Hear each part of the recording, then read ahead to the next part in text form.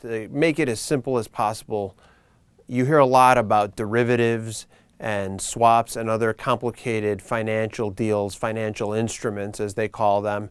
And one of the things that cities do when they issue debt, when they borrow money and they issue bonds, is that they try to reduce their risk going forward by entering into these swap deals, which basically mean that if interest rates go up, the city does well on these deals. And if interest rates go down, then the city loses money or has a potential to lose money on these deals when they terminate.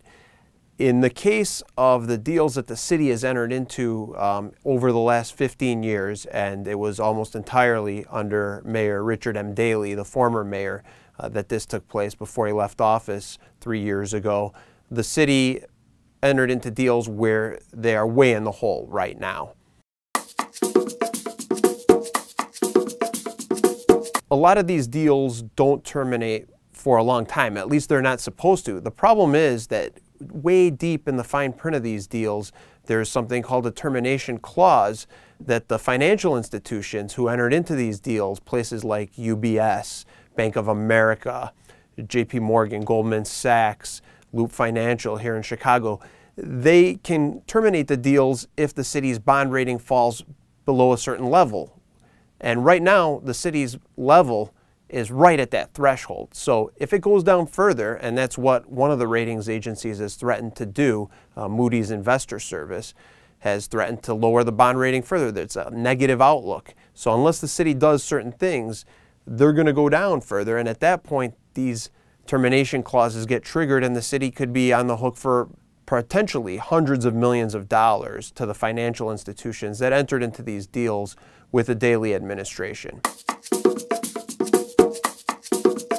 One of the first things that Mayor Emanuel's administration does when you ask him about any of these sort of problems is to point out and make sure that you know that they inherited these problems. They do have a point once again in that this is a situation that the seeds of this were sown under Mayor Daley. So what can the Emanuel administration do about it at this point? Well, they've been trying to renegotiate some of these deals and to lower the threshold even further so that the city's bond rating would have to go down a few more notches before the termination clauses are triggered and they have to pay up, or they face the possibility that the financial institutions will demand that money. And they say that in a few instances, they claim that they have reached a point where some of them will allow the threshold to go lower. I mean, right now they're at what Moody's calls BAA1. Anything below BAA1 and the city will have to pay these financial institutions considerable sums.